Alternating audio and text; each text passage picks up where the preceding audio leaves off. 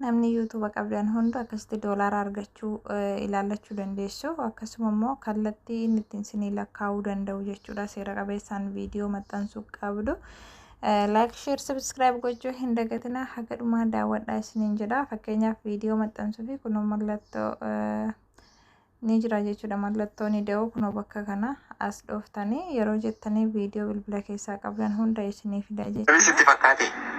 Ishee kana next kan jettu kan inni jettu jechuudha. Wanni guddaan jechuudha kunoo bakka kanatti amma kana keessaa filannoo godhuu qabdu jechuudha. Yeroo baay'ee amma duraan yeroo YouTube banadhu akkuma kanatti maxxansaa ture. Garuu namni arguu hin danda'u viidiyoo koo. Kana jechuun viidiyoon koo nama bira hin ga'u qulfii jala jira jechuudha. Inni kan nuu fidu akka kanatti nuu fida jechuudha. Garuu nuti immoo kana xunneetu jechuudha. Asirra godhuu qabna.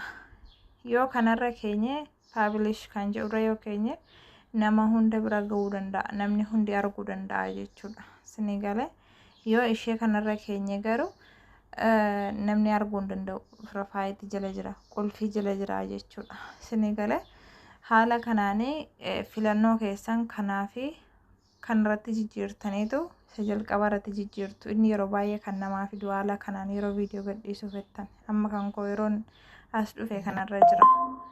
Nuti kanarratti raayit godhanneetu ergisii maal goonaa kunoo neegistii kana ishee kana tuqannaa jechuudha. Asumaan immoo asitti mata duree barreeffannaa jechuudha. Fakkeenyaaf amma waa'ee Kadirin dubbachuu jira. Baay'een keessan kana ni beektu. Garuu warri hin beekne jechuudha. Fakkeenyaaf amma viidiyoon kun waan Kadir dubbateedha waan ta'eef mata duree viidiyoo isaan wal fakkaatu barreeffachuun qabaa jechuudha. Kana booddee viidiyoo kana yoon kana tuqee jedhee bakka ni argamaa jechuudha. Kana tuqe jechuun asitti dhufee kana jira jechuudha. YouTubein kan ka daa'immaniiti moo ka umurii 18 wal daawwatuu danda'udha moo ka daa'imni daawwattudha jedhaanii. Yes, it is made for kids jedha ka jalqabarra. Viidiyoon kun kan daa'imman daawwatuu danda'anidha jedhaanii. No kan jedhurran kaadhaa jechuudha. Kan daa'immanii osoo hin taane kan namni kamuu daawwatuu danda'udha. Ennaa oguunni filannoo kana lamaan nuu fide ishee kanarratti raayitii godhachuu dandeenya jechuudha. Kuna yoon kana tuqee jedhe amma viidiyoon koo asitti illee dhufe paablishii irra waan jiruuf gadhiifamee jira jechuudha. Gadhiifamee jira. Asitti yeroo gadhiifame jechuudha. Osoo paablishii irra hin kaa'in an amma dileetiin godha isinumatti agarsiisuuf malee isinii galee paablishii irra waan hin kaa'eef namni hunduu ni argaa jechuudha.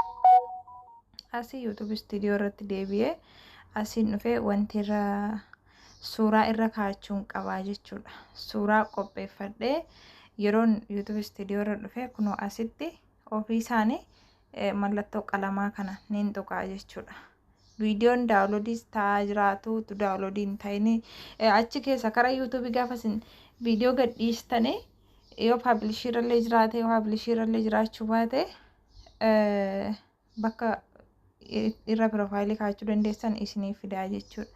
Amma viidiyoon kan koo bu'ee jira jechuudha. Ani garuu kun asitti illee paablishii na filachiisaa jira. Kanarratti hin deebisaani. Maaliif akka namni arguu hin barbaanne viidiyoo kana gadhiisuu barbaadee osoo hin taane akka fakkeenyaatti waan hojjechaa jiruufi paablishii irraa kanarratti deebisee jira jechuudha. Karaa YouTube studio immoo achinis naa fida asinis naa fida jechuudha. Karaa lachuun yoon achi qulfii jalatti gadhiise asitti immoo dhufee filachuun qabaa jechuudha. Innaa akkasiidha. Inni kun kana akkasitti filannoo keessan gootanii kanarratti gadhiisuu qabdu jechuudha. Walii galee inni kan biraan jechuudha. Erga YouTubein keessan seera guutee monetaayiz ta'ee yeroo viidiyoo gadhiistan kunoo asitti mallattoo doolaaraa onii godhii isiniin jedha jechuudha. Amma kanarratti maallaqa irraa argachuun barbaadda yoo ta'e YouTube irraa maallaqa argachuun barbaadda yoo ta'e kunoo monetaayiz on ishee jettu kana hogguu tutte sila ofii irra jiraame ofii kanarra onii kanarra hin ka'a jechuudha. Sana booddee kunoo seef ishee jettu kana hogguu hin tuqe viidiyoo kana yoo namni naa ilaale doolaarri illa ka'a jechuudha. asitti bakka wanni barbaachisu hin jiru. Mata duree yoo barbaadan asitti itti dabaluu dandeessu. YouTuberaanis itti barreessuu dandeessu. Kun filannoo keessanii. Haala kanaan viidiyoon gadhiifama isinii jechuu barbaada. Yeroo hundumaa paabilishii kanarra kaatu qabdanii isinii jechuu barbaada. Haga tambalinii irratti gootanitti rakkoon qabu yoo paabilishii irra kaawwattanii qulfii jala keessanii asii mata duree itti barreessitanii tambaliin jedhama kunoo gaalaarii kana fakkeenyaaf amma mallattoo qalamaa kana niin tuqadha. Kunoo tambaliin kan jedhu gara gadii kana naa fida. Sana booddee suuraa qopheeffadhe yoon qabaadhe suuraan waan fakkeenyaaf viidiyoo kana Kadirtu dubbate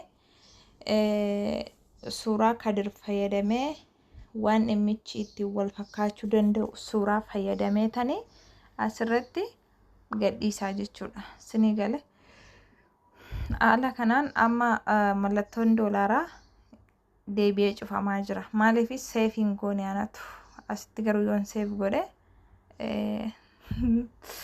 ani viidiyoo gadhiisuun barbaanne waan ta'eef qulfii jalatti deebiseetiin jira jechuudha. Isin garuu viidiyoo gadhiisuu barbaaddanii qulfii jalatti deebisuu hin qabdanii jechuudha. Amma qulfii jalatti deebiseetiin jira. Innaa kana booddee jechuudha amma viidiyoon kun yoon ammarraa kaasee yoon gadhiise yoo namni naa ilaale akkasitti doolaara naaf herreguu danda'a jechuudha. Viidiyooleen kan dura gadhiise illee maallaqa naa lakkaa'amoo naan lakkoofne jechuuf illee YouTube studio keessa dhufuun qabaa jechuudha. Innaa ji'a tokko keessatti view meeqa siif ilaalame kan jedhu akkanatti kan ji'a takkaa siif fida. Sa'aatii meeqa lakkaa'e kan jedhu akkasitti sa'aatii fida. Subscribe meeqa argatte ji'a takka keessatti kan jedhu kana fida. Doolaara meeqa argatte ji'a takka keessatti kan jedhu kana fida. Asumaan doolaara kana gad dhooftanii jechuudha.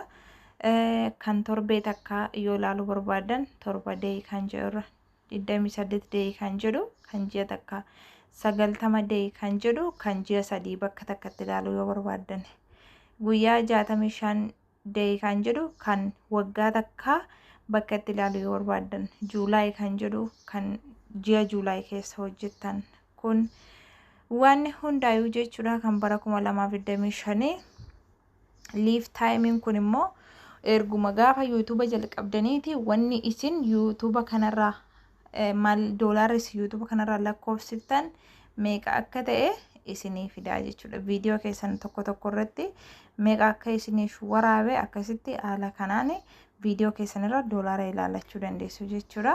Liif taayimii jalatti kun haala kanaan fidaa jechuudha. Viidiyoo keessan tokko irratti ilaalachuu yoo barbaadanis haala kanaan kana qofaa miti asitti deebitanii kun contact kan jedhu kanarra connect kan jedhu kanarra hogguu tuqxanii kun view al kan jedhu kan ni tuqxan jechuudha. Asitti waliigala viidiyoo keessanii isinii fidaa jechuudha. Waliigala viidiyoo keessanii innaa isinii fide haala kanaan isinii fi wanti ta'a jechuudha. Haala kanaan doolaara meeqa akka hojjettan isiniif fidaa jechuudha. Amma fakkeenyaa kan viidiyoo kanarratti yoo doolaara ilaalachuu barbaade kun akkasitti asii achi harkisee ilaalladhaa jechuudha. Waliigalee inni akkasiidha. Viidiyoon yoo gaashaan dhaggeeffatame doolaara baay'ee lakkaa'a. Yoo irra tuttuqanii ba'an immoo doolaara xiqqoo lakkaa'a. Akkasiidha. Maashaallah jechuun dagatinaadha. Akkasii namoonni YouTube irra doolaara hojjechuu barbaadan haala kanaan hojjechuu dandeessu. Kana qofaa miti namni YouTube bitachuu barbaadan YouTubein kun kunoo waan hunda xumuratee jira. Appilaayi gochuu qofaa sa'aatii 4,000 subscribe 1,800 fi kana qabaa jechuudha. Namni bitachuu barbaadan YouTubein kun sa'aatii 4,000 fi subscribe 1,836 qaba. Waa hunda guuttatee jira jechuudha. Abbaan fudhatanii irratti hojjechuu barbaadan birrii xiqqaan isinii kenna. Lakkoofsa keessan koomentii jala kahaa. Waan hunda guuttatee jira. Akkuma argitan appilaayi ta'ee jira jechuudha. Lakkoofsa keessa yoonaa keessanii fuudhee isin dubbisaa irratti hojjettanii argachuu dandeessu. YouTubein baay'ee gaariidha isiniin jedha.